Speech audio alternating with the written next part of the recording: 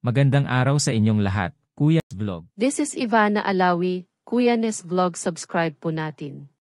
Mga kalinga pa-support and subscribe po Kuya Nes Vlog. Good day mga kuya. Kumusta na kayo sa araw na ito? Sana okay naman kayo ngayon. Kaya pala ganun ang desisyon ni Dan. Ay may nangyari pala sa kanila ni Medi. So Dan labis ang pangamba. Sana po tapusin muna ang video ko bago kayo mag-comment. Salamat po. Bago magdesisyon si Dan na tapusin na ang love team.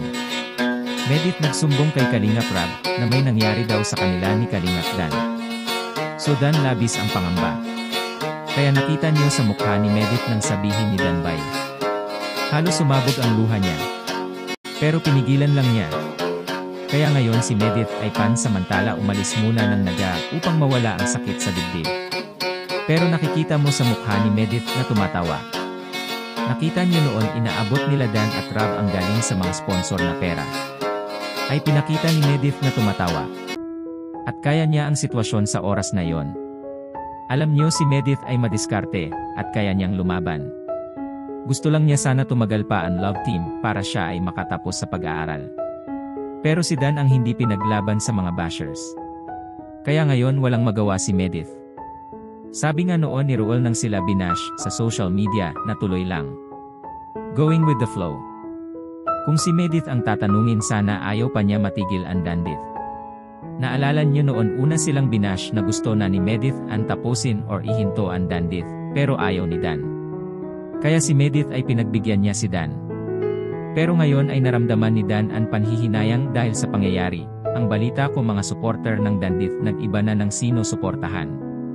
Ayon mga nababasa ko na mga comment.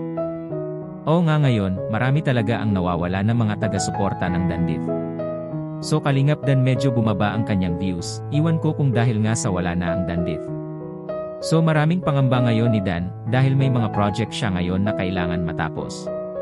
Si Medit naman minabuti magpaalam na sa Kalingap para malimutan ang sakit sa kanyang dibdib. Ito masdan mo mga kuya.